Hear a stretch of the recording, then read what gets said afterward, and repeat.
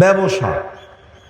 তখন আল্লাহ রসুল বললেন, সত্যবাদী বিশ্বস্ত ব্যবসায়ী যারা, তারা নবীর সাথে জান্নাতে থাকবে। এখানে একটা কথা বলি, একাধিক দিন শুনেছেন আমার মুখে, বললে হয়তোবা মনে পড়বে। একজন সাহাবী রাসূলের কাছে অজুর পানি নিয়ে গেছে, রাতে রাসূলের সাথে আছে আর মেসক।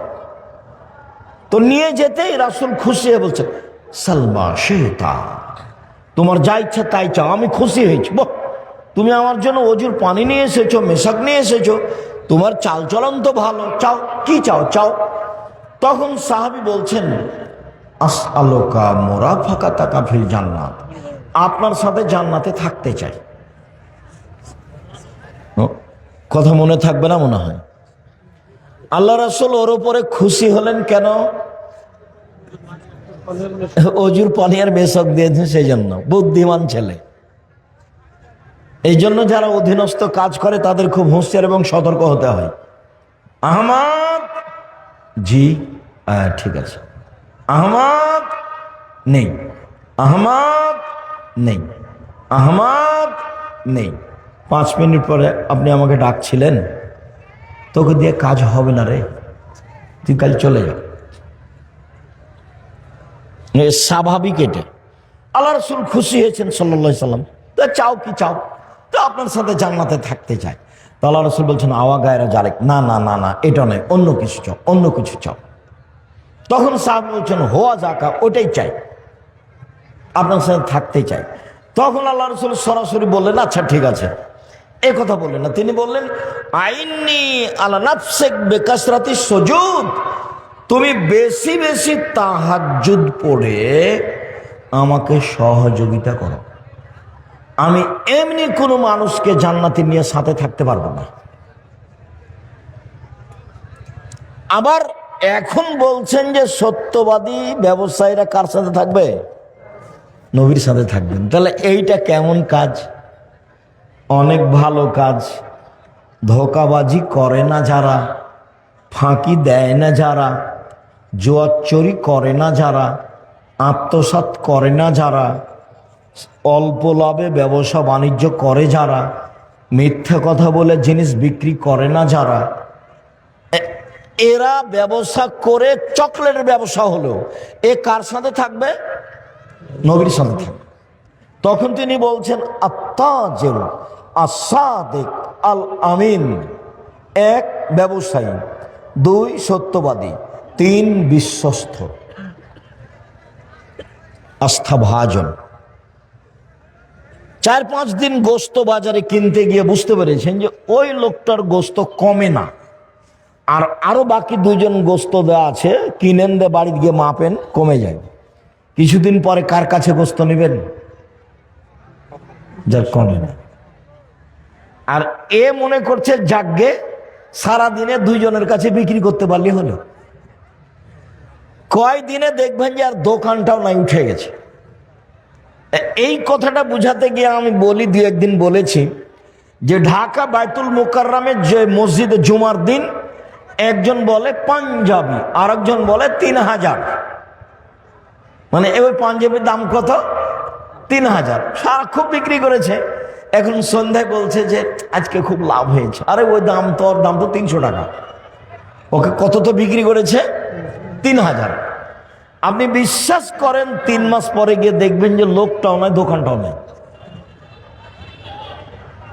আল্লাহ রাসূল বলছেন, মহিক্য বারাকাতাহু, তার বরকত মিটে যাবে। ও ধোঁকাবাজ ব্যবসায়ী,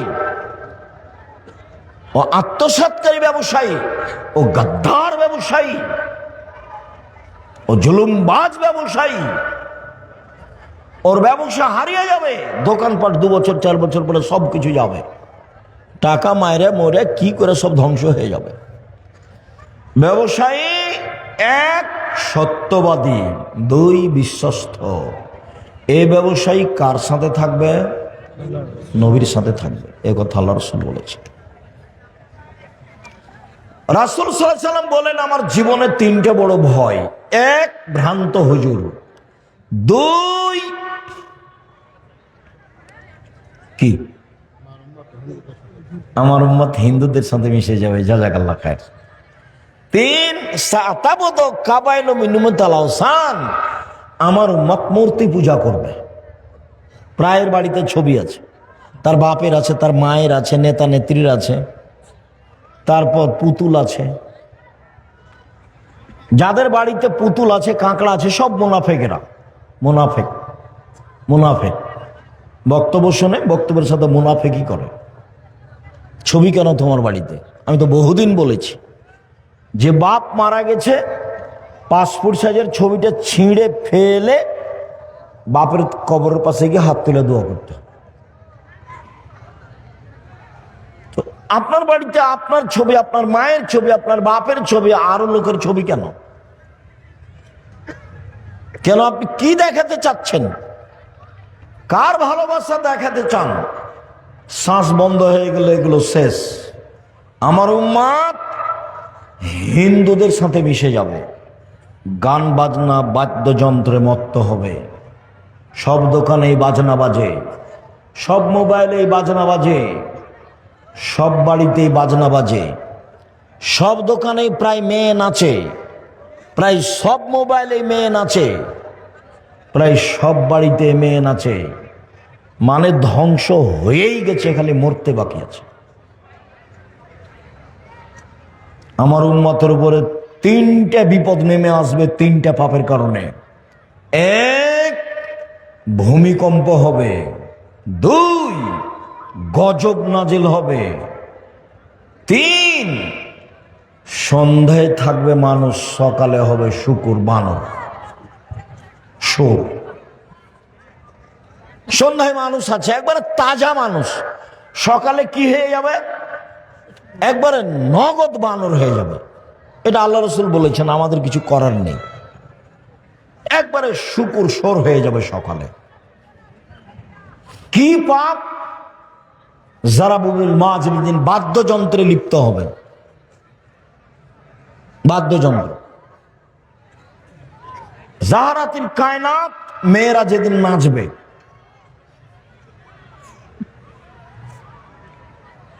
সারেবুল খমরা, যেদিন মানুষ নেশাদার দেব, বিড়ি, তামাক, জর্দা, সিগারেট, গোল খাবে। মনে থাকবে না? মনে হয় সিরিয়াল তো মনে থাকার কথা। 1, কি? বাদ্যযন্ত্র প্রকাশ পাবে। 2, মেয়েরা নাচবে। 3, মানুষ কি খাবে? বিড়ি, সিগারেট, জর্দা, গোল এগুলো খাবে। তখন এই অবস্থা নেমে আসবে, খুব কাছাকাছি চলে এসেছে। এরা বানর হবে কেন? শুকুর হবে কেন? আল্লাহ রাসূল বলতেন যে সাপ হয়ে যাবে, ব্যাঙ হয়ে যাবে, হায়ানা হয়ে যাবে, হিংস্র প্রাণী হয়ে যাবে। এটা না বলে বলছেন যে বানর হয়ে যাবে, শুকুর সোর হয়ে যাবে। পৃথিবীতে একটা প্রাণী আছে যেটা অনুকরণ করতে পারে মানুষের, এরকম আর কোনো প্রাণী নাই পৃথিবীতে। সে প্রাণী কোনটা? বানর। মুসলমান যেদিন ইহুদি খ্রিস্টানের অনুকরণ করবে, সেদিন এরা সন্ধ্যায় থাকবে মানুষ, সকালে হবে বানর। আর আরেকটা প্রাণীর কোনো হিতাহিত জ্ঞান নেই, কোনো বুঝই নাই তার, সেটা হলো সোর, শুকুর। এখানে ঘাস উঁচু হয়ে আছে, ভিতরে গোবর আছে, আপনি গরুকে নিয়ে যে খাওয়াতে পারবেন না। এখানে গরু জবাই করেছেন, আর একটা গরু পাশ দিয়ে টেনে নিয়ে যেতে পারবেন না। বুঝাতে পারিনি কথা? অথচ তার নাম গরু। আমাদের দিকে বলে গরু সবই খায়। গরু এখানকার ঘাস খাবে না, তার মানে তার বুঝ আছে। সোরকে এখানে লাগান, সোরের বিবেচনা বলে কোনো জিনিস নাই। যেদিন মুসলমানের বিবেচনা হারিয়ে যাবে, সেদিন এরা হয়ে যাবে বানর, সেরা দিন হয়ে যাবে সোর। একটু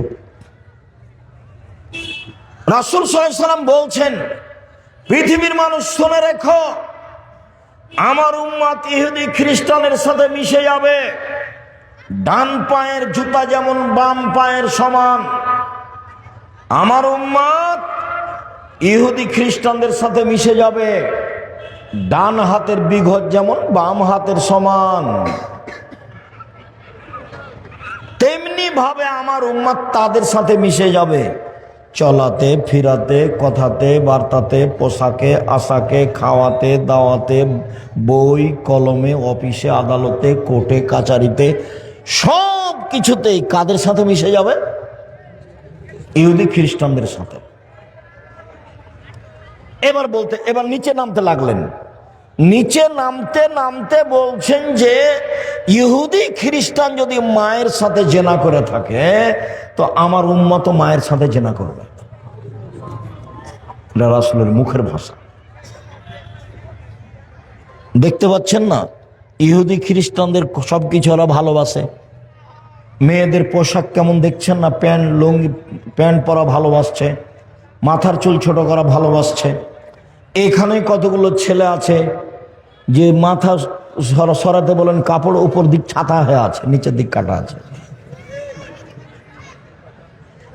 তোমাকে এটা কে শিখালো? তোমাদের বাড়ি তো ওরকমই, তোমার মা ওরকমই, তোমার বাপও ওরকমই, তুমিও ওরকমই। ঘুম থেকে দেখো একদিন তুমি শোর হয়ে গেছো, বানর হয়ে গেছো, কিছু করার নেই। ওটা আল্লাহ রসুল বলছেন, এ কথা আমি বলিনি।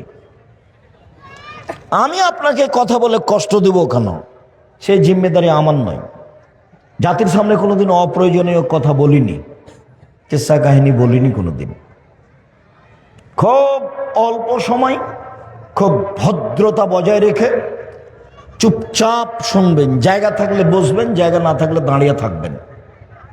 আমি আপনার বিরক্তির আগে কথা শেষ করব ইনশাআল্লাহ।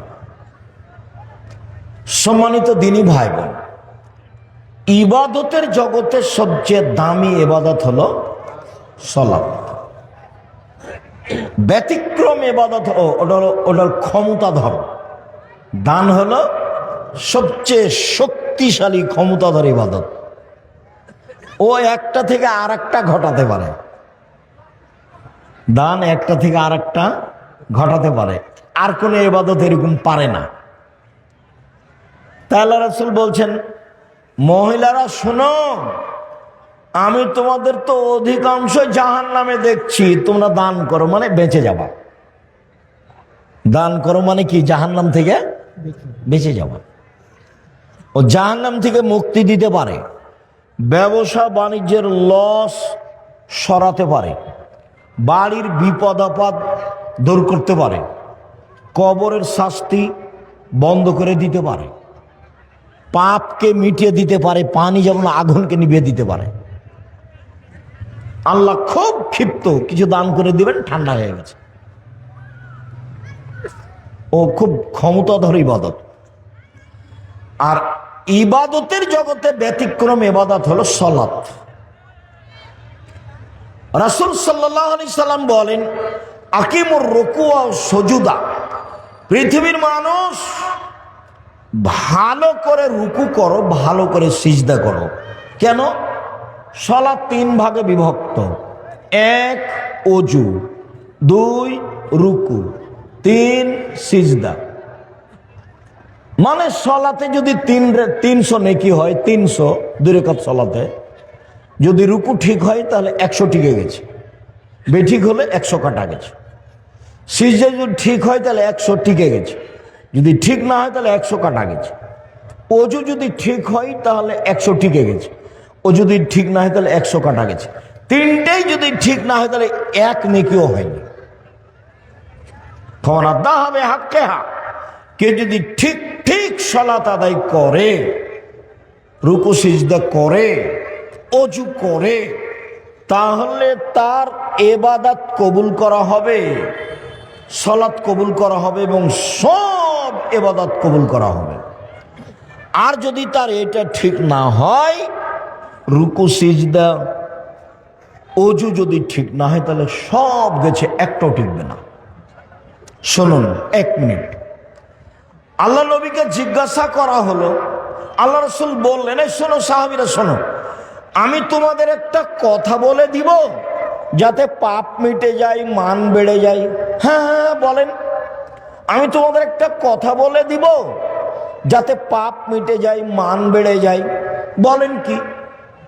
তখন বলছেন, শোনো, ইসবাগুল ওযু, সুন্দর করে ওযু করলে পাপ মিটে যায়, মান বেড়ে যায়।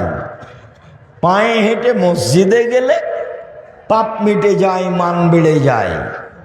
আরেকদিন আল্লাহ রাসূলকে আল্লাহ বলছেন মুহাম্মদ সাল্লাল্লাহু আলাইহি ওয়াসাল্লাম। আল্লাহ আমাদের নবীকে মুহাম্মদ বলে ডাকতেন, জিবরাইল আমাদের নবীকে মুহাম্মদ বলে ডাকতেন। আর সাহাবীগণ আল্লাহ নবীকে বলতেন, আল্লাহ রাসূল এটা করব, আল্লাহ রাসূল এটা বলবেন, আল্লাহ রাসূল এটা দিবেন। তো সাহাবীগণ কিভাবে বলতেন? আল্লাহর রাসূল, আল্লাহ রাসূল করেছেন, আল্লাহ রাসূল দিয়েছেন। আর নাম ধরে ডাকতেন কে? জিবরাইল এবং আল্লাহ। আর আমাদের ভারত, বাংলাদেশ, পাকিস্তানের উলামায়ে কেরাম বলছে হুজুরে পাক সাল্লাল্লাহু আলাইহি ওয়াসাল্লাম, মানে ডাকি বেদাত। ডাকটাই জানে না, কি যে শিখলো।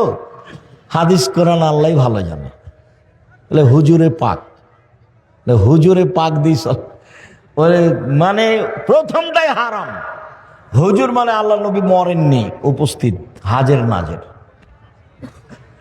ওই মিলাদ পড়তে পড়তে চলে আসবে, তখন লাফ দিয়ে দাঁড়িয়ে যাবে। হুজুর মরেননি, যে চলে এসেছেন।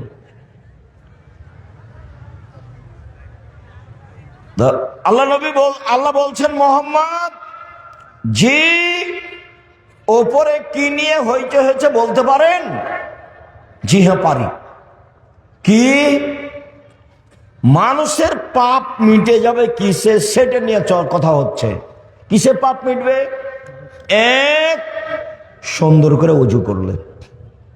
দুই, পায়ে হেঁটে মসজিদে গেলে। তিন, নামাজের পরে জিকির আজকার করলে। দেখবেন আপনাদের মসজিদে জুমার দিন খালি সালাম ফিরার পরে লাফ দিয়ে দাঁড়িয়েছে। আপনি যদি উমারের নিয়ম পালন করেন তো সমস্যা নেই। উমারের নিয়ম মানে যেমন দাঁড়ালছে করে ঘর ধরে বসিয়ে দেবেন, এটা হলো উমর রাদিয়াল্লাহু তাআলার নিয়ম। ঘাট ধরে কি করতে হবে? বসিয়ে দিতে হবে। মসজিদ কেমন তোমার বাবার সম্পত্তি? তুমি মসজিদে এসেছো, মসজিদের নিয়ম নিয়ে চলতে হবে। তুমি মসজিদ যার, তার কাছে অনুমোদিত, এমনি বসা যায় না। আল্লাহ আপনার ঘরে বসবো কি, এভাবে কি কথা হবে? পদ্ধতি হলো 2 রাকাত সালাত পড়ো, তাহলে অনুমতি হয়ে গেছে। মসজিদে বসার অনুমতি কি? 2 রাকাত সালাত। মসজিদ যার, তার কাছে অনুমতি নিয়ে বসতে হবে। তা আমি কি এখন আল্লাহকে বলতে পারবো যে আল্লাহ আপনার ঘরে বসবো কি? উনি কি আমাকে বলবেন যে বসেন? তো মানুষের সাথে তো আল্লাহ কথা বলেন না। দেখেন কি করতে হবে? পদ্ধতি কি? 2 রাকাত সালাত, এটাই পদ্ধতি। এই পদ্ধতিতেই আসতে হবে। তো সুন্দর করে ওযু, পায়ে হেঁটে মসজিদ আর সালাতের পরে বসে জিকির আজকার, এমনি তাৎক্ষণিক উঠা যাবে না। তারপর আল্লাহ রাসূল বলছেন, মান ফাআলা যালিকা আসাবে খাইরিনা মাতাবে খাইরিন। এইভাবে উযু করলো যে, পায়ে হেঁটে মসজিদে গেল যে, কিছুক্ষণ বসে জিকির আজকার করলো যে, তার মরে যাওয়া ভালো, তার বেঁচে থাকা ভালো। তার মরে যাওয়া ভালো, তার বেঁচে থাকা ভালো। ওয়া কানা মিন খাতিয়াতিহি কারাজুলিন ওয়ালাদাতহু উম্মুহু। তারপর লোকটা হয়ে গেল সেই দিনের মতো যেদিন তার মাতাকে জন্ম দিয়েছে, নিষ্পাপ। কেউ যদি হজ করে আর হজ যদি কবুল হয়, তাহলে কি হয়ে যায়? সেদিনের মতো হয়ে যায়। তাতে 10 লক্ষ টাকা খরচ আছে, রিক্স আছে, টানা হেঁচড়া আছে। তারপর মুআল্লিম ফাঁকি দেয়। মুআল্লিম বলছে ভুল টুল হয়ে গেছে, আপনি 1000 রিয়াল দেন, মিটে যাবে। 500 রিয়াল দেন, আরো কত কি, তার কোনো হিসাব নাই। কত জিদ্দার, কত ঢাকার, কত কি যে করলো হুজুর। খালি বললো যে এ আর সেই, আমরা করতে থাকলাম। তারপরে যদি কবুল হয়, তাহলে সেদিনের মতো যেদিন মা জন্ম দিয়েছে। এবার দেখেন, মা জন্ম দিয়েছে যেদিন, সেদিনের মতো হওয়ার সহজ পথ: 1, সুন্দর করে ওযু। 2, পায়ে হেঁটে মসজিদ। 3, সালাতের বসে একটু পরে একটু জিকির। মনে থাকবে না? মনে হয় তো রাসূল সাল্লাল্লাহু আলাইহি সাল্লাম বললেন, পৃথিবীর মানুষ সুন্দর করে রুকু করো, সিজদা করো, আমি তোমাদেরকে পিছন থেকে দেখতে পাই। এটা হলো মুআজিজা। এখানে পিছনে চোখ নাই, নবীর পিছন দিকে চোখ ছিল না, কিন্তু দেখতে পেতেন। এটা কি? মুআজিজা, অলৌকিক ক্ষমতা। অলৌকিক ক্ষমতা বুঝেন? আর একটু বুঝিয়ে বলি। মুসা আলাইহিস সালামের সাথে জাদুর পাল্লা হলো কার? ফেরাউনের। তো শত হাজার জাদুকর নিয়ে এসে বললো যে কি করতে হবে, তো সাপ ছেড়ে দাও। রস্সি লাঠি সাপ হয়ে গেল, বিশাল বিশাল সাপ মুসার দিকে ধাওয়া করে আসছে। তা আল্লাহ বলছেন যে তুমি দেরি করছো কেন, তোমার লাঠিটা ছেড়ে দাও। তো লাঠিটা যেমন ছেড়েছে তেমন মাঠে যা সাপ ছিল একবারই ধরে নিয়েছে। তো এই তো বুঝতে ভুল হচ্ছে ফেরাউনের। মাঠে কেন, সারা পৃথিবী জুড়ে যদি সাপ করে দেওয়া হতো, আর এই লাঠিটা ছেড়ে দেওয়ার পরে পৃথিবী যদি একটা সাপ থেকে যেত, তাহলে আল্লাহর শক্তি দুর্বল প্রমাণ হতো। এই মাঠ কেন, সারা পৃথিবী জুড়ে যদি সাপ পূর্ণ করা হতো, তারপরে লাঠিটা ছেড়ে দেওয়ার পরে যদি একটা সাপ থেকে যেত, তাহলে কার শক্তি দুর্বল হতো? আল্লাহ। এলো অলৌকিক ক্ষমতা। তেল নাই, ইঞ্জিন নাই, চেয়ারে বসে বলছেন সুলাইমান আলাইহিস সালাম চলো। কোথায় যেতে হবে? ইরাক। উঠতে উঠতে সকালে চলে গেছে ইরাক। এর নাম হলো মুআজিজা, অলৌকিক ক্ষমতা। তো পিছন দিক থেকে দেখতে পাচ্ছেন, এটা কি? অলৌকিক ক্ষমতা। বারা ইবনে আযিব রাদিয়াল্লাহু তাআলা আনহু বলেন, রুকুন নবী সাল্লাল্লাহু আলাইহি সাল্লাম ও সুজুদুহু বাইনা সাজদাতাইনি ওয়া রাফু মিনার রুকুই মা খালাল কিয়াম ওয়াল কউদ কারিবিন মিনাস সামায়। শুনেন, রুকুর সময় যতটুকু, রুকু থেকে উঠে দাঁড়িয়ে থাকার সময় ততটুকু, সিজদার সময় যতটুকু, সিজদা থেকে উঠে দাঁড়িয়ে থাকার সময় ততটুকু, দাঁড়ানো এবং আত্তাহিয়াতুর বৈঠক ব্যতীত সব সমান সমান, সব সমান সমান। যতক্ষণ রুকুতে থেকেছেন ততক্ষণ রুকু থেকে উঠে দাঁড়িয়ে থাকতে হবে। এমন কোথাও যদি মসজিদে যদি বেশিক্ষণ দাঁড়ান, দেখবেন সব বাকিগুলো চলে গেছে সিজদায়, উঠে গরম হয়ে যাবে। হে কি ব্যাপার, তো হুজুর তো যায়নি, আমরা দেখি আগে সবাই চলে গেছে। হাদিস বুখারী মুসলিম। রুকুতে যতক্ষণ ছিল দাঁড়িয়ে ততক্ষণ থাকবে, মোটামুটি সমান সমান। সিজদায় যতক্ষণ ছিল সিজদা থেকে উঠে ততক্ষণ থাকবে। এবার পরের হাদিস শোনেন। আনাস রাদিয়াল্লাহু তাআলা আনহু বলেন, ইজা কামা রাসূলুল্লাহ সাল্লাল্লাহু আলাইহি ওয়াসাল্লাম মিনার রুকুয়ে ফানাহানু নাকুল কাদাউহামা। আল্লাহ রাসূল রুকু থেকে উঠে দাঁড়িয়ে আছেন, দাঁড়িয়ে আছেন, দাঁড়িয়ে আছেন। তখন আমরা পিছন থেকে বলা বলি করতাম মনে মনে, নিজে নিজে, রাসূল মনে হয় সিজদা ভুলে গেছে, সিজদায় যাচ্ছেন না কেন? কাদাউহামা, উনি মনে হয় সিজদাতে যাবেন, এটা ভুলে গেছে। ওয়াসজুদু ইয়াকুদু বাইনা সাজদাতাইনি, সিজদা থেকে উঠে বসে আছেন, আমার সিজদায় যাবেন তো উঠে বসে আছেন। ওয়াকাদ নাকুলু কাদাউহামা, আমরা পিছন থেকে বলতাম আর একটা যে সিজদা করতে হবে, এইটা মনে হয় আল্লাহ নবী কি করেছেন? ভুলে গেছে। উনি সিজদায় যাচ্ছেন না কেন? উনি কি মনে করেছেন যে দুটাই হয়ে গেছে? পিছন থেকে কে বলা বলি করছেন? সাহাবীগণ। হাদিস বুখারী মুসলিম, মানে সন্দেহের কোনো সুযোগ নেই। যারা যারা আমার উপরে দুর্বলতা পোষণ করেছে, তারা আমার উপরে মনের রাগ আছে সেজন্য বলেছে। আমি বলেছি যে আম গাছে জাম ধরতে পারে, ধরে না। অমাবস্যার রাতে চাঁদ উঠতে পারে, উঠে না। সুঁয়ের ছিদ্র দিয়ে লাঙ্গলের ফাল ঢুকতে পারে, ঢোকে না। সুঁয়ের ছিদ্র দিয়ে লাঙ্গলের ফাল ঢুকে যেতে পারে, আম গাছে জাম ধরে যেতে পারে, অমাবস্যার রাতে চাঁদ উঠে যেতে পারে, এগুলো ঘটে যেতে পারে।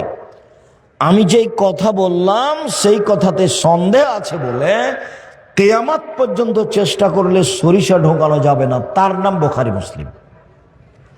তো এখন ওরা মনে করেছে যে উনি এটা নিজের কথা বললেন, তখন খেপে গেছে। আমি কোনোদিন এরকম পর্যায়ে নিজের কথা বলিনি। তখন আমি কোন কথাটা বলেছি যে হ্যাঁ এই কথাটা কোন হাদিসে আছে? বুখারী মুসলিমে আছে। আমার তো সাহস আছেই, যার কারণে আমি নির্ভীক বলি। সন্দেহযুক্ত কথা আমি 90 সাল থেকে নিয়ে এখন পর্যন্ত কোনোদিন বলিনি। তবে আমি মানুষ, কোথাও ভুল ত্রুটি থাকতেও পারে। আমি শরীয়তের নামে, ধর্মের নামে মিথ্যা কিছু বলে, রূপক কিছু বলে পরকাল হারাতে রাজি নই। আমার জীবনে যেটা সবচেয়ে সাহস, সেটা হলো আমি জাতির কাছে ধর্মের নামে ফাঁকি দিইনি। এটা আমার বেশি সাহস। প্রতিষ্ঠান চালাতে গিয়ে 10 পয়সার ক্ষতি করিনি, এটা আমার সাহস। তবু আমি মাঝে মধ্যে বলি, যদি কোথাও 19-20 হয়ে গিয়ে থাকে তা আমি বেতন নিই না। প্রতিষ্ঠানে পড়ায় আমি বেতন নিই না, তো 19-20 হলে তুমি ওইটাতে পার করে দিও। আমি প্রতিষ্ঠানের কাছে জিম্মি নই। তো যেহেতু লক্ষ লক্ষ কোটি টাকার ব্যাপার, প্রতি মাসে 40 লাখ টাকা বেতন লাগে। কত লাখ টাকা? 40 লাখ। তাতে এটা দারুসা নাকি? দারুসার লোকও আছে, কত টাকা যে দেয় তা আমি বলতে পারছি না। এখন যদি দারুসার লোক বলে আপনারা এই হিসাবে 1 পয়সা দিন না, তা আমার কিছু করার নাই। তবে চলছে জামিয়া সালাফে 5000 প্রায় ছেলে মেয়ে, 300 জন শিক্ষক শিক্ষিকা। রাজশাহীতে যেটা, সেটা হলো প্রায় 50 বিঘা জমির উপরে। রূপগঞ্জে যেটা, সেটা প্রায় 100 বিঘা জমির উপরে। দিনাজপুরে যেটা, সেটা প্রায় 20 বিঘা জমির উপরে। ময়মনসিংহে যেটা জমি রেডি প্রায় 10-12 বিঘা। কুষ্টিয়ায় যেটা জমি রেডি প্রায় 10-15 বিঘা। ঝিনাইদহ যেটা রেডি প্রায় 5 বিঘা। ফেনীতে যেটা রেডি প্রায় 10-12 বিঘা। চট্টগ্রামে যেটা রেডি সেটা 10-12 বিঘা। চট্টগ্রাম শহরে যেটা, সেটা একটু কম, একটা 10 শতক আর একটা মনে হয় 30 শতক, একবারে শহরে, হালি শহরে। আনন্দবাজার হালি শহর চট্টগ্রাম। আলহামদুলিল্লাহ। সম্মানিত দিনী ভাই বোন, তো সবচেয়ে বেশি শক্ত কোথায় আমি আছি? আমার দৃঢ়তা কাজ করে, দিন ধর্মের কথা বলি, এতে আমার কোনো সন্দেহ কাজ করে না, কোনো সন্দেহ নেই। সম্মানিত দিনী ভাই বোন, আয়েশা রাদিয়াল্লাহু তাআলা আনহা বলেন, কানান নবী সাল্লাল্লাহু আলাইহি ওয়াসাল্লাম ইকসুরু ফির রুকুই ওয়াস সুজুদে সুবহানাল্লাহি ওয়া বিহামদিহি সুবহানাকা আল্লাহুম্মা রাব্বানা ওয়া বিহামদিকা আল্লাহুম্মা ইগফিরলি। আল্লাহর নবী রুকু এবং সিজদায় বেশি বেশি বলতেন সুবহানাকা আল্লাহুম্মা রাব্বানা ওয়া বিহামদিকা আল্লাহুম্মা ইগফিরলি। হে আল্লাহ, তোমার প্রশংসা সহকারে তোমার পবিত্রতা বর্ণনা করছে, আমাকে ক্ষমা করো। মুখস্থ না থাকলে মুখস্থ করে নিতে হবে। তোমাদের সময় দিলাম 1 দিন 24 ঘন্টা, আর মুরব্বীদের সময় দিলাম 7 দিন। মুখস্থ করতেই হবে ইনশাআল্লাহ। সব বইয়ে পাবেন। মোহতারাম আমিরে জামাত ডক্টর আসাদুল্লাহ গালেবের বইয়ে পাবেন। আমরা যে ভাঙাচোরা ছেঁচড়া মেচড়া বই লিখেছি, রাসূল সাল্লাল্লাহু আলাইহি ওয়াসাল্লামের সালাত বনাম প্রচলিত সালাত, এত আছে আলহামদুলিল্লাহ। আমি মানুষ হিসেবে চেষ্টা করেছি নিজের কোনো কথা এখানে না পেশ করা, গোটা বইয়ের শুরু থেকে শেষ পর্যন্ত। সুবহানাকা আল্লাহুম্মা রাব্বানা ওয়া বিহামদিকা আল্লাহুম্মা ইগফিরলি বলা তো অভ্যাসই হতে হবে। দুয়ার মধ্যে এটা সবচেয়ে বেশি গুরুত্ব রাখা। 2, আয়েশা রাদিয়াল্লাহু তাআলা আনহা বলেন, কানান নবী সাল্লাল্লাহু আলাইহি ওয়াসাল্লাম ইয়াকুলু ফি রুকুইহি ওয়া সুজুদিহি সুবহান কুদ্দুসুন রব্বুল মালাইকাতির রূহ। সুবহান কুদ্দুসুন, তিনি পবিত্র, কুদ্দুসুন, তিনি অতীব পবিত্র, রব্বুল মালাইকাতে, তিনি সব ফেরেশতার প্রতিপালক, ও রূহ, জিবরাইলের প্রতিপালক। ইনি পার্সোনাল ফেরেশতা, দামি, খুব সম্মানী। চটকার আর একটা কথা মনে পড়লে একটু বলি, আপনাদের উপকারে আসবে। সেটা হলো এই যে আমাদের নবীকে জিবরাইল আলাইহিস সালাম নিয়ে যাচ্ছেন আল্লাহর কাছে মেরাজ। তো এখন প্রথম আকাশে গিয়ে দেখেন দরজা বন্ধ। তো জিবরাইল বলছেন দরজা খুলেন। তো পাহারাদার বলছে কে? বললাম জিবরাইল। আপনার সাথে কে? মোহাম্মদ। আপনাকে পাঠানো হয়েছিল? জি, পাঠানো হয়েছে। যে সাধারণ পাহারাদার এত বড় কথা বলছে মানে ঠেকিয়ে রেখেছে, ঢুকতে দিচ্ছেন না। পাহারাদারের ক্ষমতা, পাহারাদার ঘুমাতে পাবে না এবং প্রধানমন্ত্রীকে ঢুকতে দিবে না, মালিককে ঢুকতে দিবে না চিনতে না পারলে। বুঝাতে পারিনি কথা? ফ্যাক্টরির মালিককে ঢুকতে দিবে না চিনতে না পারলে, এটা উচিত, চাকরি থাক আর না থাক। কোনো ব্যক্তিকে না চিনে ঢুকতে দিবে না। এ দেখেন সাধারণ ফেরেশতা ঠেকিয়ে রেখেছে কাকে? ফেরেশতা জগতের সবচেয়ে দামি ফেরেশতাকে, জিবরাইলকে। মানুষের জগতের সবচেয়ে দামি মানুষকে কাকে? মুহাম্মদ সাল্লাল্লাহু আলাইহি ওয়াসাল্লাম। কত জেরা, আপনি কে? জিবরাইল। আপনার সাথে কে? মুহাম্মদ সাল্লাল্লাহু আলাইহি ওয়াসাল্লাম। পাঠানো হয়েছিল? জি, পাঠানো হয়েছিল। কত জেরা। পাহারাদার পুরো স্পষ্ট হবে নিজের কাছে যে ইনি কে, তারপরে দরজা খুলবেন।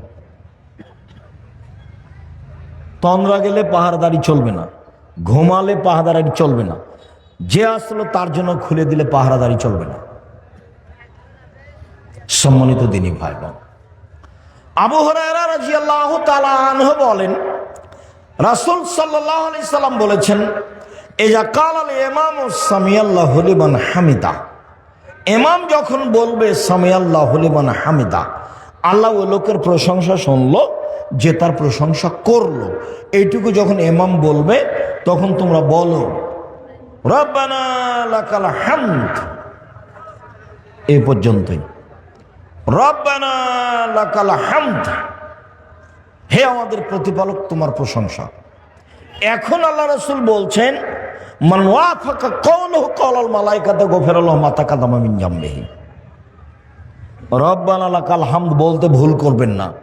ওই সময়তে ফেরেশতারাও বলেন রব্বানা লাকাল হামদ।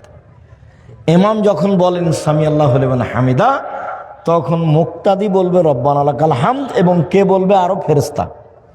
ফেরেশতাও বলেন রব্বানা লাকাল হামদ। তো আপনার এই দোয়া আর ফেরেশতার দোয়া যদি একসাথে মিলে যায়, তাহলে আপনার অতীতের সব পাপ ক্ষমা হয়ে গেছে। বুখারী মুসলিম, মিস করবেন না। রব্বানা লাকাল হামদ। তারপরে আমরা যে বলি হামদান কাসিরান তাইবান মুবারাকান ফি, সেটুকু কি? সেটুকু আরেকটা বলি। রাফি ইবনে খাদিজ বলছেন যে কুল্লা নুসাল্লি ওয়ারান নবী সাল্লাল্লাহু আলাইহি ওয়াসাল্লাম, একদা আমরা রাসূলের পিছনে সালাত আদায় করছিলাম। হঠাৎ একটা লোক, যখন আল্লাহ রাসূল বললেন সামিআল্লাহু লিমান হামিদা, তো একটা লোক বলল রব্বানা লাকাল হামদ হামদান কাসিরান তাইবান মুবারাকান ফি। ফলামা ইনসারাফা, আল্লাহ রাসূল সালাত শেষ করে বলছেন মানিল মুতাকাল্লিম, এই কে পরের শব্দগুলি বলল? কে বলল? একজন বলছেন আনা, আমি বললাম।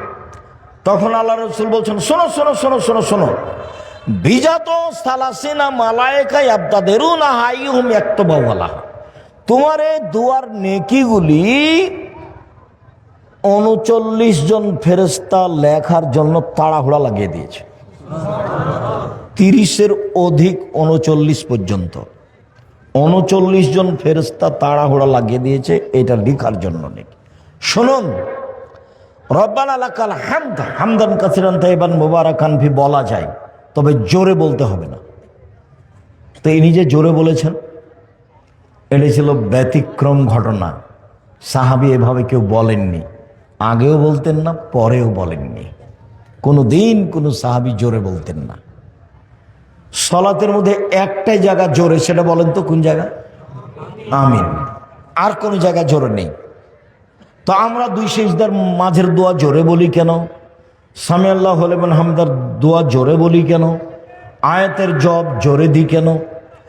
এক সময়ে ভারত, বাংলাদেশ, পাকিস্তানের নেতারা ছিল খ্রিস্টান, ইংরেজ, ওই ব্রিটিশ।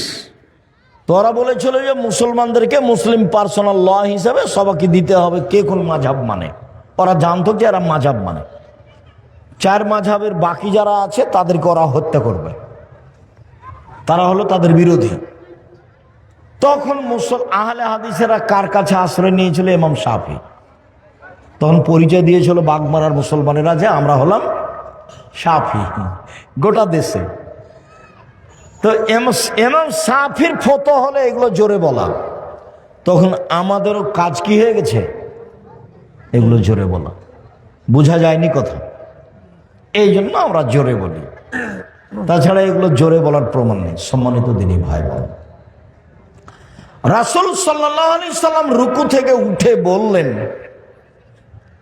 সামি আল্লাহু লিমান হামিদা, মিলা সামাওয়াতি মিলা লার্জ, আকাশ পরিমাণ প্রশংসা, জমিন পরিমাণ প্রশংসা, অমিলামা শাইতা মিন শাইইন বাদ, এরপরে তুমি যা চাও সে তোমার প্রশংসা। অন্য এক বর্ণনা এসেছে রাসূল সাল্লাল্লাহু আলাইহি সাল্লাম বললেন মিলা সামাওয়াতি মিলা লার্জ অমিলামা বাইনাহুমা মিলামা শাইতা মিন শাইইন বাদ, এরপরে বললেন আহলা সানায়ে, সত্যই তুমি প্রশংসার যোগ্য।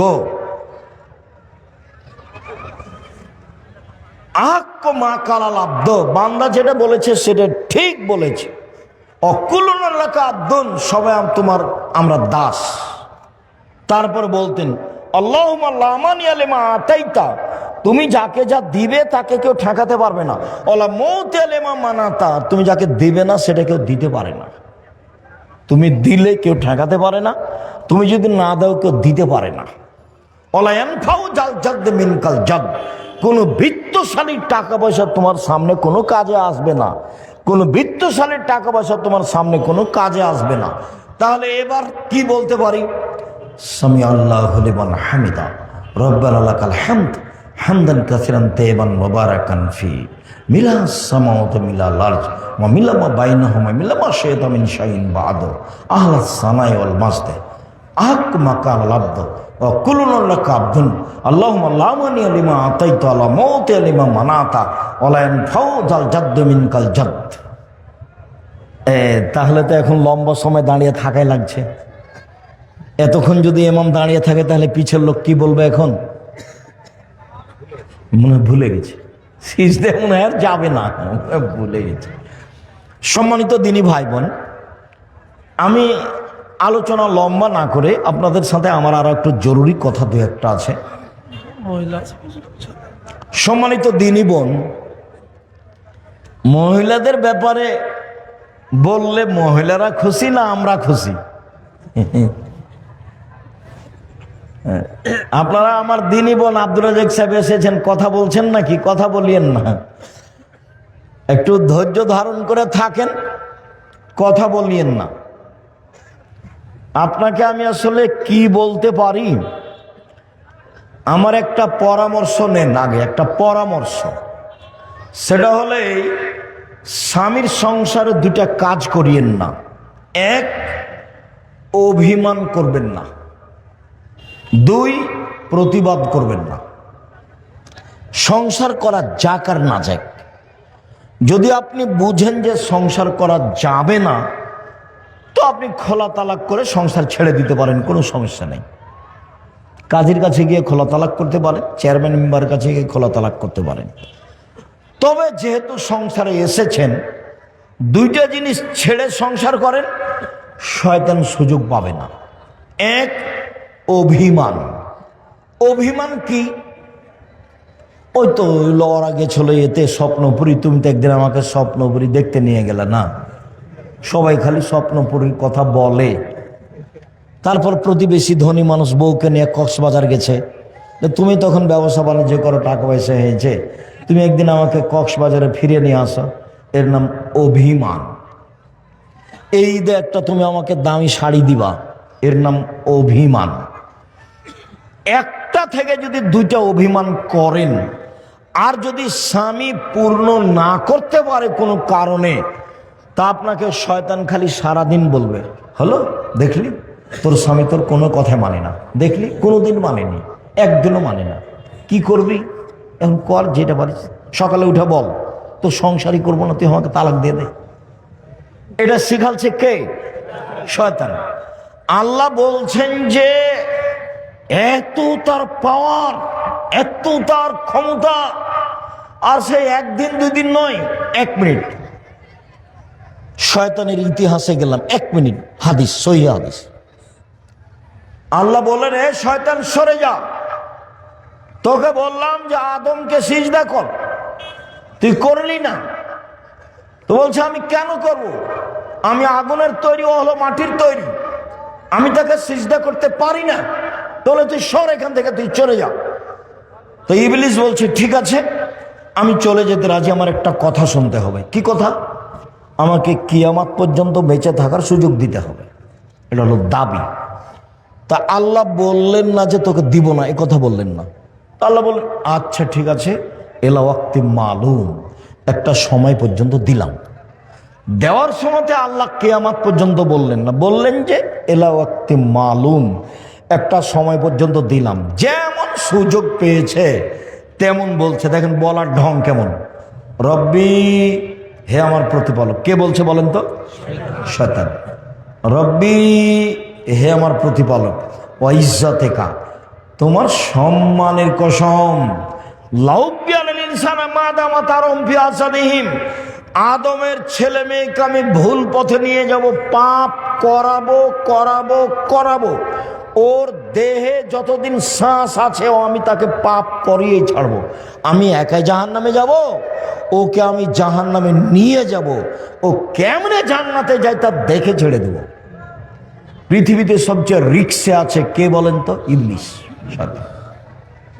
সবচেয়ে রিক্সে, 24 ঘন্টা আছে রিক্সের উপরে আছে। যে কোনো মূল্যে আপনাকে আর আমাকে কোথায় নিয়ে যাবে? জাহান্নামে নিয়ে যাবে।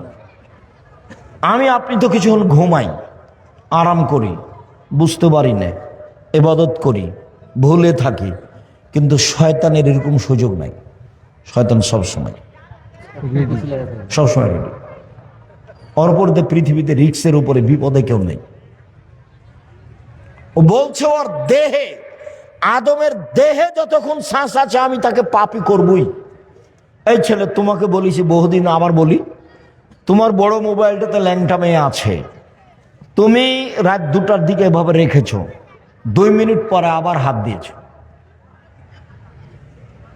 তোমার বান্ধবীর সাথে তুমি কথা বললে, 1 ঘন্টা বলেছ, দিয়ে মোবাইলটা বন্ধ করে রেখেছ, 30 সেকেন্ড পরে আবার কথা বলছো। এগুলো কে করাচ্ছে বলো তো দেখি? শয়তান। কোরআন মাজিদে হাজারো জায়গাতে এসেছে, সব খারাপ কাজকেও ভালো করে দেখায়। খারাপ কাজকে কি করে দেখায়? ভালো করে দেখায়। দেখবেন খালি আপনি সাজাবেন, মেয়েটার সাথে এভাবে কথা বলবো, এখানে কথা বলবো, ওই জায়গায় কথা বলবো, এই কথাগুলি কথা বলবো, বলে নেওয়ার পরে আবার দেখবেন যে ও এগুলো কথা ছুটে গেছে, এরপরে যখন রিং দেবো তখন এগুলো বলবো, এগুলো বলবো। এগুলো কে সাজাচ্ছে বলেন তো দেখি? শয়তান সাজাচ্ছে, ভেতরে কাজ করছে সবসময়।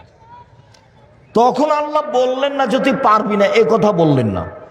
তখন আল্লাহ বলছেন, এই শয়তান শোন, ইজ্জতি ও জালালি ও ইরতেফায়ে মাকানি, আমার ইজ্জতের কসম, আমার সম্মানের কসম, আমার মর্যাদার কসম, আমার উচ্চতার কসম, আদমের ছেলে মেয়ে যতবার ক্ষমা চাইবে ততবার আমি ক্ষমা করে দেব। আদম সন্তান, মা দাওয়াতানি রাজাওতানি, আদমের ছেলে মেয়ে শোনো, তুমি আমাকে যেভাবে ডাকো আমি সেভাবে থাকি, তুমি আমার কাছে যেভাবে আশা পোষণ করো সেভাবে পূর্ণ করে থাকি, তুমি আমাকে যেভাবে ডাকো আমি সেভাবে থাকি, তুমি যেভাবে আশা পোষণ করো সেভাবে পূর্ণ করে থাকি। আমি পরোয়া করি না তুমি কত বড় পাপী, আমি পরোয়া করি না তুমি কত বড় পাপী, তুমি ক্ষমা চাইলে আমি ক্ষমা করে দিই, তুমি যেভাবে ডাকো আমি সেভাবে থাকি, তুমি যেভাবে আশা পোষণ করো সেভাবে আমি পূর্ণ করে থাকি। কে বলছেন? আল্লাহ। ইবলিস বললো এটা, আর আল্লাহ বললেন এটা। তাহলে আস্তাগফিরুল্লাহ ওয়া আতুবু ইলাইহি বলাই লাগছে। আস্তাগফিরুল্লাহ ওয়া আতুবু ইলাইহি, শ্বাস যেমন নিজ গতিতে চলছে, শ্বাস ভেবে চিন্তা ফেলবো, এটা কি মনে হয়? শ্বাস যে আসছে আর যাচ্ছে, তো কোনো চিন্তা ভাবনা আছে কি? খাওয়ার টাইমের জন্য চিন্তা ভাবনা করা লাগে, কিন্তু শ্বাসের জন্য চিন্তা ভাবনা লাগে না। আস্তাগফিরুল্লাহ অতবেলে এভাবে চলে আসতে হবে, বেখিয়াল। নৌকাতে উঠলাম, দোয়া আস্তাগফিরুল্লাহ অতবেলে। খেতে বসতে যাচ্ছে, আস্তাগফিরুল্লাহ অতবেলে। ঘুমাতে যাচ্ছে, দোয়া পড়বো, আস্তাগফিরুল্লাহ অতবেলে। রাস্তায় চলছি, ভ্যানটাতে উঠে আস্তাগফিরুল্লাহ অতবেলে। এটা চলে আসতে হবে মুখে স্বাভাবিকভাবে। এটা ছাড়া আল্লাহ করবেন না। আল্লাহ রসুল বললেন যে দামি সম্পদ এক লেসানুন জাকির, ওই জিহ্বা যে এরকম ডাকতে পারে। তিন কালবুন সাকির, আলুর দাম গেছে যাক তাতে আসে যায়, যা হয়েছে আলহামদুলিল্লাহ, সামনে বছর হবে। একেবারে হয়রান হয়ে মাথা খারাপ, আর আলুর ব্যবসা করব না, এ করবো না, সে করবো না, বাদ অন্য কিছু করবো, একটা বলা হবে না। ব্যবসা রিস্ক নিয়ে করতে হবে। একবার গেছে আরো 10 বার আসবে, এগুলো হয়রানি হওয়া হবে না। আলহামদুলিল্লাহ কি বলতে শিখতে হবে, আলহামদুলিল্লাহ। আর ওই স্ত্রী দামি সম্পদ যে স্ত্রী স্বামীকে দিনের ব্যাপারে সহযোগিতা করতে পারে, দিনের ব্যাপারে সহযোগিতা করতে পারে। তো তোমাকে দিনের ব্যাপারে কি সহযোগিতা করবে? তুমি তো খালি গরম দেখাও, টাকা দিতে দেরি করেছে, কি সহযোগিতা করবে? তুমি রাত 12টায় গেছো, তোমার হাত পা ধরে বলবে আপনাকে আমি খুব ভালোবাসি, আপনার সাথে একসাথে খাবো, এই জন্য ভাত আমি রেখে দিয়েছি, তরকারি আমি রেখে দিয়েছি, আমি আপনার অপেক্ষায় আছি, আমি আপনাকে আমার জীবনের চেয়ে ভালোবাসি, আপনার পায়ের নিচে আমি নিজেকে মিটিয়ে দিতে চাই।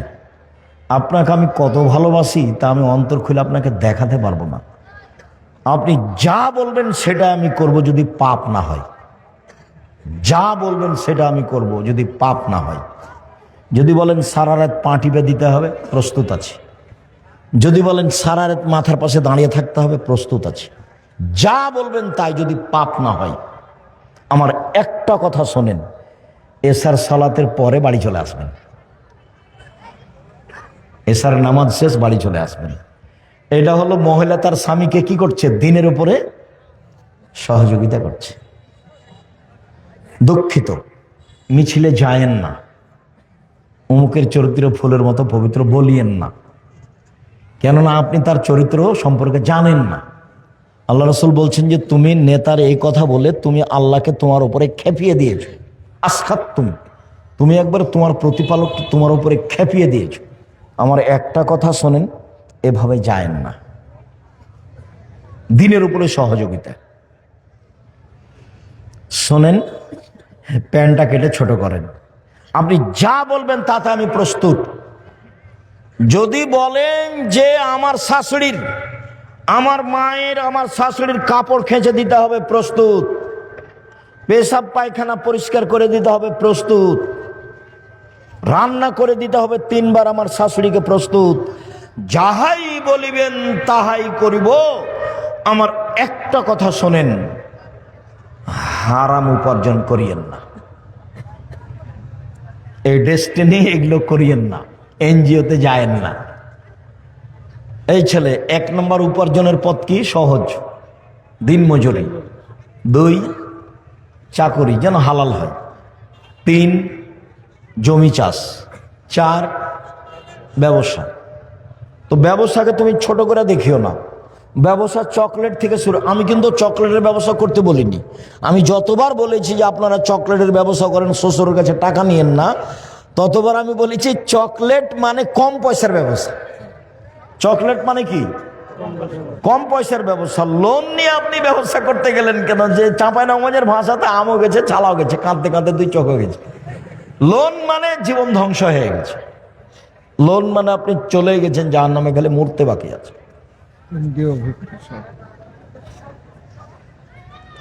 আর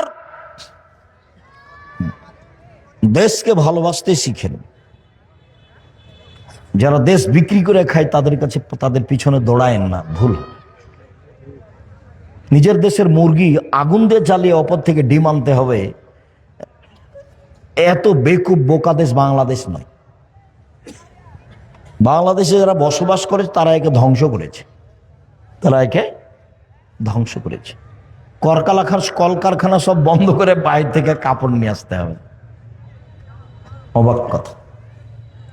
যে হলো জাতীয় শত্রু, যে দিনের শত্রু, যে জানের শত্রু, যে মালের শত্রু, যে অর্থের শত্রু, যে দেশের শত্রু, তাকে শত্রু হিসাবে জায়গা দিও। বন্ধু বললে তোমাকে ছড়িয়ে দিয়ে দিবে।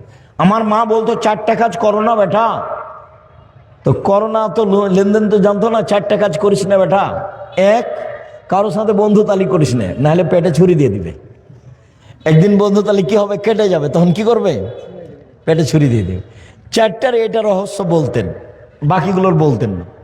2, প্রাইভেট পড়াস না। 3, দোকানে বসিস না। 4, মানুষের বাড়ি দাওয়াত খাস না। বন্ধু তালি চলবে না, প্রাইভেট পড়া চলবে না, দোকানে বসা চলবে না, তারপরে দাওয়াত খাওয়া হবে না। তো ছাত্র জীবনে দাওয়াত খায়নি, ব্যতিক্রম, এখন তো খাওয়াই লাগে।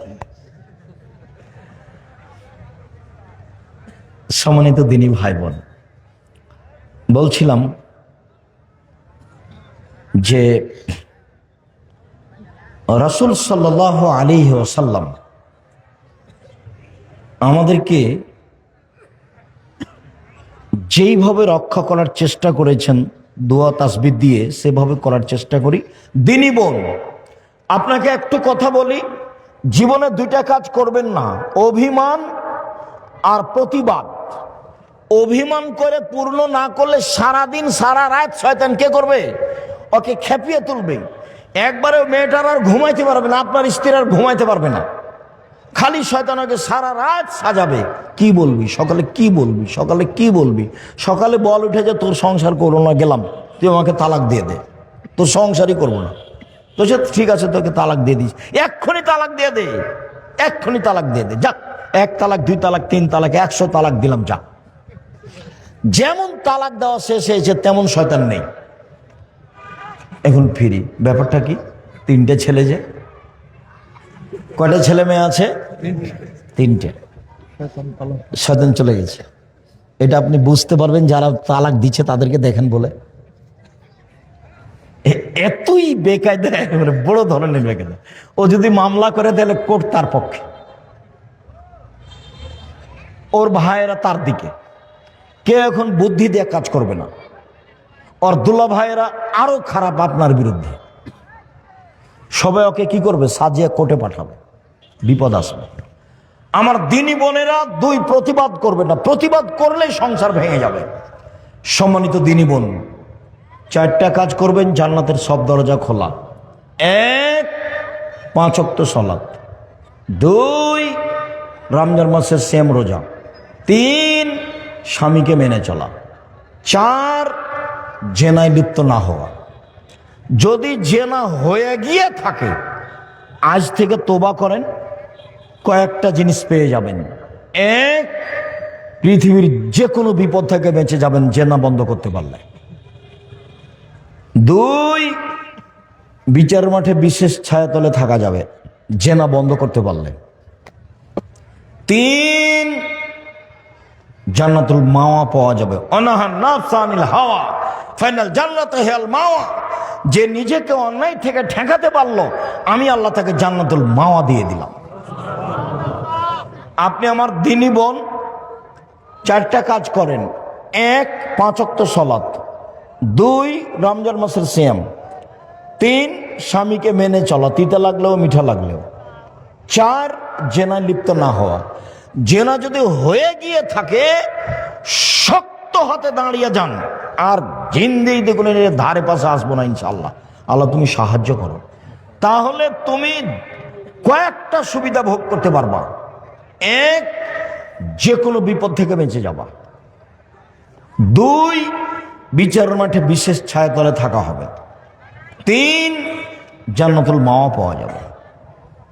দিনী বোন শোনেন, রাসূল সাল্লাল্লাহু আলাইহি ওয়াসাল্লাম বলছেন যে কেউ যদি 2টা মেয়ের লালন পালন করে, 2টা মেয়ে, তাহলে সেই বাপ আর আমি জান্নাতে থাকবো একসাথে। 10টা ছেলে মেয়ে লালন পালন করলে, ছেলে লালন পালন করলে এই সুযোগ হবে না। মেয়েদের মান মর্যাদাই ভিন্ন।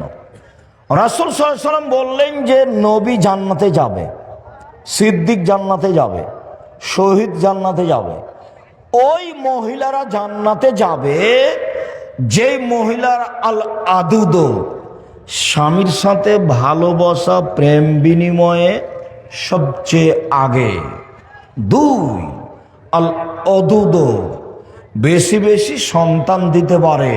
3, স্বামী কোনো কারণে রাগ করলে হাত ধরে বলে, যতক্ষণ পর্যন্ত আপনি খুশি না হবেন ততক্ষণ পর্যন্ত আমি কোনো কিছু খাবো না। সম্মানিত দিনী বোন, কিছু করার নেই, আল্লাহ রসুল এইভাবেই বলেছে। আপনি মহিলা মানুষ হিসেবে আল্লাহ রসুল এইভাবে বলেছেন। আপনার মান মর্যাদা আল্লাহ রসুল এইভাবে উল্লেখ করেছেন। শোনেন, 4টা কাজ করলে জান্নাতের সব দরজা খোলা, এরকম কোনো সুযোগ পুরুষের নেই। সিরিয়ালে আপনি আছেন জান্নাতি। 1, নবী, 2, শহীদ, 3, সিদ্দিক, 4, মহিলা। তা আমরা পড়লাম এর মধ্যে? শহীদ যে কে তাই তো বুঝতেই পারি না। দেখি অনেক শহীদ, শহীদ যে কে বুঝতে তো পারি না। 1, নবী, 2, শহীদ, 3, সিদ্দিক, 4, মহিলা। দেখেন আমরা তার মধ্যে পড়িনি। কোন মহিলা? যে মহিলা কোনো কারণে স্বামী রাগ করলে হাত ধরে বলে, তুমি যতক্ষণ পর্যন্ত খুশি না হবে না ততক্ষণ আমি কিছু খাবো না। কোন মহিলা? যে মহিলা বেশি বেশি সন্তান দিতে পারে। কোন মহিলা? যে মহিলা স্বামীর সাথে প্রেম প্রীতি ভালোবাসে একসাথে থাকে। এটা আল্লাহ রসুল এভাবেই বলেছেন। আপনার কষ্ট নেওয়ার কিছু নেই, মন খারাপ করে কিছু করে লাভ নেই। আমি আপনার কাছাকাছি আছি একটু। রাসূল সাল্লাল্লাহু আলাইহি সাল্লাম বললেন, শোনো পৃথিবীর মানুষ, সবচেয়ে ভালো নারী খায়রুন নিসা, সবচেয়ে ভালো নারী 4টা গুণ আছে যার। 1, স্বামীর সাথে প্রেম বিনিময়ে ভালোবাসায় মুখ মিঠা করে কথা বলাতে আছে। 2, বেশি বেশি সন্তান দিতে পারে। 3, স্বামীকে সময়ে সান্ত্বনা দিতে পারে। 4, স্বামীর ব্যথা নিজে বুঝে, স্বামীর সমস্যা নিজে বুঝে। 1 মিনিট, দিনী বোন থামেন। এই মেয়ে, কথা বলছো কেন? চুপ থাকো। দেখো তো তুমি স্বামীর কি উপকার করতে পারো। 1 মিনিট দেখো তো বুখারী মুসলিমের হাদিস। এই ছেলে, ঘুমাচ্ছ কেন? ঘুমাচ্ছ কেন? কি করেছে? জামিয়া সালা ভেঙেছিলে কালকে? সারা রাত জেগে থেকেছ? ভালো, যদি গিয়ে থাকো তো আলহামদুলিল্লাহ। আমিও তো জেগে থেকেছি। আমি আবার ক্লাস নিয়েছি 6 পিরিয়ড। আমি গাড়ি থেকে নামে ক্লাসে ঢুকি, 6-7 পিরিয়ড পড়াই, আবার পড়িয়ে গাড়িতে উঠি, চলে যাই চট্টগ্রাম, সিলেট, আবার আসি। 90 সাল থেকে এভাবেই আছে। আল্লাহ রহম করো। সম্মানিত দিনী ভাই বোন, বোন আপনি শোনেন, আপনাকে বলছি, শোনেন। 1 মিনিট দেখাই। আল্লাহর নবী এসে বলছেন, খাদিজা শোনো, খাদিজা শোনো, খাসিদুল্লাহ নাফসি, আমি মনে হয় মরে যাব। খাদিজা, আমি মনে হয় মরে যাব, কম্বল দিয়ে আমাকে জড়িয়ে ধরো, কম্বল দিয়ে জড়িয়ে ধরো। তখন খাদিজা বলছেন, কাল্লা, প্রথম কথা কাল্লা, কখনো নহে, অসম্ভব, এটা হতে পারে না। কখনো নহে, অসম্ভব, এটা হতে পারে না। কেন? আল্লাহে, আল্লাহর কসম, আল্লাহে, আল্লাহর কসম, আল্লাহে, আল্লাহর কসম, লাইফজিক আল্লাহ, আল্লাহ আপনাকে অপমান করবেন না, আল্লাহ আপনাকে অপমান করবেন না। কেন? 1, তাসেলুর রাহেমা, আত্মীয়র সাথে সদাচরণ করেন আপনি। 2, তাহমালুল কাল্লা, অসহায় মানুষের বোঝা বহন করেন আপনি। 3, তাকসেবুল মাদুমা, যার কোনো পথঘাট নাই তাকে আপনি পথঘাট দেখিয়ে দেন। 4, তাকরিজ জাইফা, মেহমানকে খেতে দেন আপনি। 5, বিপদগ্রস্তকে খুঁজে খুঁজে উদ্ধার করার চেষ্টা করেন। 5টা কাজ আপনার। এই ছেলে, বহুবার বলেছি, বাপ মাকে বলে দিবা আমার কাছে খাবেন আপনি, আব্বা আমার কাছে খাবে, বোনেরা আমার কাছে খাবে, ভাগ্নেরা আমার কাছে খাবে, ভাগ্নিরা আমার কাছে খাবে, আমার আব্বার যত আত্মীয় স্বজন আছে সব আমার কাছে খাবে, আমার মায়ের যত আত্মীয় স্বজন আছে সব আমার কাছে খাবে। তোমার ভাগনা ভাগ্নি আসলে তোমার মা একবারে মুখ খান চুপটি করে বসে থাকে, কি যে করি, কে যে খাওয়াবে, কোন বোঝে খাওয়াবে। তোমার মা কিন্তু তোমার ভাগনা ভাগ্নির উপরে তোমার ছেলের চেয়ে বেশি দুর্বল। এখন তোমার বউকে নিয়ে যদি তোমার মা ব্যস্ত থাকে তাহলে এটা কঠিন হয়ে গেল। তখন নিরুপায় হয়ে তোমার মা তোমার বাপকে বলে, কি করবে, যাই পারি কষ্ট করে রান্না বান্না করবো, জুদা হয়ে থাকো, ভিন্ন হয়ে থাকো, ছেলেদের সাথে হবে না। নিরুপায় হয়ে বলছে না মায়েরা? আর আমার মাকে আমি বলতাম কিছুদিন পর পরই বেটির বাড়ি যেতে চাইতো। ছি ছি ছি করেছেন কি আপনি, বেটির বাড়ি যাওয়া হবে না। বেটির বাড়ি গেলে সকালে যেতে হবে, বিকালে ফিরে আসতে হবে। কেন? এলাকার লোক মৌলানা সাহেব মাকে ভাত দেয় না, নাহলে বেটির বাড়ি কেন? মৌলানা সাহেব মাকে ভাত দেয় না, নাহলে বেটির বাড়ি কেন? আর মাঝে মধ্যে আমি বুঝতে পারতাম যে আমার মা আমার বোনের ছেলেরাকে আমার চেয়ে বেশি ভালোবাসছে। তখন আমি বলছি, ওরা আগে না আমি আগে? আমার মা হাসছে। আমি বলছি, ওরা আগে না আমি আগে? আগে আমাকে বেশি ভালোবাসতে হবে, তারপরে তো ওরাকে টাকা দিয়ে দে, তাহলে তোকে বেশি ভালোবাসবো। বুঝতে পারলেন না শেষ বাক্যটা?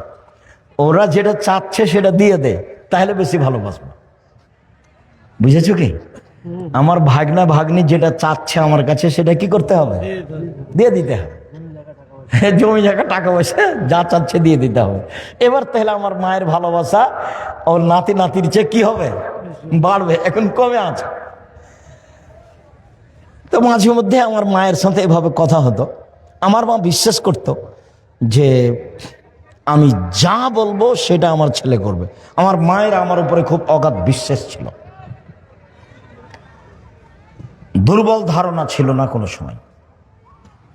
তো একটু টাকা পয়সা দিতে দেরি করলে তখন আমাকে বলতো, একটু ভারী ভাব দেখাতে, কি ব্যাপার, আমি আগে না ওরা আগে? ওকে অত ভালোবাসেন কেন? ওদের টাকা দিয়ে দে, তাহলে তোকে ভালোবাসবো বেশি। কতদিনের যে কথা আছে। আর কোনোদিন বাপ মায়ের সাথে একটু উঁচু নিচু করে কথা বলবেন না। আমার বাপ খালি বলেছিল, বেটা এই পাঞ্জাবিটা ভারী লাগে। তো আমি উত্তরে বলেছিলাম, বাপু পাঞ্জাবি কি ভারী হয়? আমি পরের দিন একটা চিকন হালকা কাপড়ের পাঞ্জাবি করে দিতে পারতাম, কিন্তু পাঞ্জাবি যে ভারী হয় এটা আমার কাছে ধরা পড়েনি। আমার আব্বার এই কথাটা আমার পূর্ণ হয়নি। আমার একটা কথা আমার হায়াত পর্যন্ত আমি ঢাকতে পারবো না। দুনিয়াতে ঢাকার কোনো পথ নেই আমার কাছে। আমার আব্বা কি বলেছিলেন, বেটা এই পাঞ্জাবিটা কি লাগছে? ভারী লাগছে। তা আমি উত্তরে বলেছিলাম, বাপু পাঞ্জাবি কি ভারী হয়? মানে পাঞ্জাবি ভারী হয় এটা আমার বুঝের বাহিরে। আমি তো এখন বুঝি যে পাঞ্জাবি ভারী লাগছে। আমাকে আব্দুল সামাদ সালামি বলছেন, আল্লাহ মাগফিরাল্লাহ রাহমু, আব্দুর রাজ্জাক শীতের দিন এভাবে চলিও না, একটা গেঞ্জি আছে আর একটা পাঞ্জাবি আছে, আর যে তুমি কোনো কাপড় পরো না, এভাবে চলতে পারবা না, এভাবে বাঁচবা না, এভাবে আমাকে বলছেন আব্দুল সামাদ সালামি। আর দুরুল হুদা আইয়ুবী নাম শুনেছেন কিনা আপনারা? ওই জি। তো দুরুল হুদা আইয়ুবী আমাকে বলছেন এভাবে, এ বেটা তুই দেখি বক্তব্যের আগেও কথা বলিস বেটা, পরেও কথা বলিস, মরবি বেটা মরবি, চুপ থাক, আগেও ফল খাবি পরেও ফল খাবি বেটা। 65 বছর থেকে বক্তব্য দিচ্ছি। কত বছর থেকে? 65 বছর থেকে। কথা কম বলিস, মানে দেখে যে আমি সবসময়, মানুষ আমার সাথে থাকাই লেগে, তো মানুষ কথা বলে, তো আমি আর কি করি, মানুষের সাথে বলতেই থাকি। তো উনি যখন ঢুকলেন তখনও দেখছি কথা বলছি, বের হচ্ছেন তখনও দেখছেন কথা বলছি, যার কারণে এভাবে বলছি, কথা কম বলিস বেটা, চুপ থাকিস, মরবি রে বেটা মরবি, এভাবে চলে, এভাবে বলছেন আমাকে। আর ফল খাবি ফল, আগেও খাবি পরেও খাবি, ফল খাবি, এই কথাটা বলছেন আমার। মনে হচ্ছে কালকের কথা, দুরুল হুদা আইয়ুবীর কথা। সম্মানিত দিনী বোন, আমি আপনার কাছে আজকের মতো অনুরোধ জানিয়ে শেষে চলে আসছি। এক, স্বামীর সাথে প্রেম প্রীতি ভালোবাসা আগে থাকতে হবে। 2, বেশি বেশি সন্তান দিতে হবে। 3, স্বামীকে সান্ত্বনা দিতে হবে। সান্ত্বনা, খাদিজা বললেন কখনো নহে, অসম্ভব, এটা হতে পারে না, আপনার কোনো দুর্ঘটনা হবে না, আপনি এই করেন। আর আপনার কথা বলি, আপনার স্বামী যদি এসে বলে এই খুব বড় বিপদ হয়ে গেছে, কি করা যায় কি করা যায়, তাহলে আপনি বলবেন কেন গেলে কেন গেলে কেন গেলে, তোমাকে তো নিষেধ করলাম যায় না, তোমাকে তো নিষেধ করলাম যায় না, তুমি কেন গেলে, তোমার স্বভাবই খারাপ, ঠিকই হয়েছে তুমি কেন গেলে। দেখেন, ওটা হলো খাদিজা, এটা হলো আপনার স্ত্রী খাদিজা রাদিয়াল্লাহু আনহা। দেখেন, তারপরে বলছেন চিন্তা করবেন না, চলেন চাচার কাছ থেকে দেখে নিয়ে আস। ওরা কবির না। এখানে আরেকটু, হুদায়বিয়ার যুদ্ধ হলো না, কাবা ঘরে ঢোকা গেল না, ফিরে আসবেন। সাহাবীরা বলছেন ফিরে যাব না, কাবা ঘরে ঢুকবো, তারপরে কোনো কথা। আপনি সত্য নবী নন? হ্যাঁ সত্য নবী। ইসলাম ধর্ম সত্য নয়? হ্যাঁ সত্য। আপনি বলেননি যে কাবা ঘরে ঢুকবো? হ্যাঁ বলেছি, তবে এই বছরে ঢুকবো এই কথা বলিনি। আল্লাহ রাসূল এভাবে বললেন। তো বলছেন ঠিক আছে সবাই কুরবানি করো, কেউ কুরবানি করবে না, সবাই চুপচাপ বসে আছে। তখন আল্লাহ রাসূল উম্মু সালমাকে বলছেন, উম্মু সালমা কি করা যায়, কেউ যে কুরবানি করছে না, কি করা যায়? আর চিন্তা করছেন কেন, নিজেরটা করে দেন না। তারপর দেখেন কি হয়, এ দেখেন পরামর্শ দিচ্ছেন, স্ত্রী এরকম হতে হবে। স্ত্রী স্বামীকে কি দিবে? সান্ত্বনা দিবে, সমব্যথায় থাকবে। সম্মানিত দিনী ভাই বোন, আপনি আমার দিনী বোন আব্দুর রাজ্জাক সাহেব শোনেন, আপনি তো জানেন না আমার স্বামীর মুখখান এত খারাপ যে তার মুখের দিকে আমি তাকাতে পারি না, গালি ছাড়া তার মুখে কিছু নেই। এরপরে আপনাকে আমি বলছি, আপনি ধৈর্যের পরিচয় দেন। ধৈর্য বড় জিনিস। ধৈর্য দিয়ে আপনি সফলতা অর্জন করতে পারবেন। শাশুড়ির কথা ভিতরে রেখে চলেন, শ্বশুরের কথা খেয়ে নিয়ে ভিতরে রেখে চলেন। স্বামীর অন্যায় অবিচার ধৈর্যের পরিচয় দিয়ে থাকেন, ফল ভালো হবে ইনশাল্লাহ, ফল ভালো হবে ইনশাল্লাহ। আর আপনাকে বলে যাচ্ছি, স্ত্রীর সাথে গালি দিয়েন না, ওর সাথে গালিগুলোজ করিয়েন না, ওকে নিন্দে করে কথা বলিয়েন না, ওকে গালি দিয়েন না, যে কাজ করতে পারবে না সে কাজ করতে দিয়েন না, সহযোগিতা করিয়েন।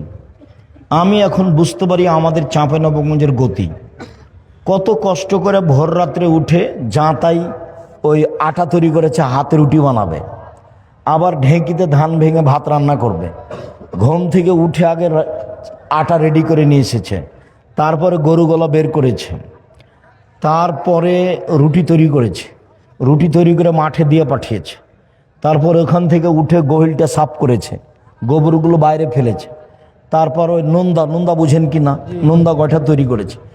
এরপরেও পানি দিতে সময় পায়নি, নান দে চারিতে, গরুর তারি নান বুঝেন কি না, চারি।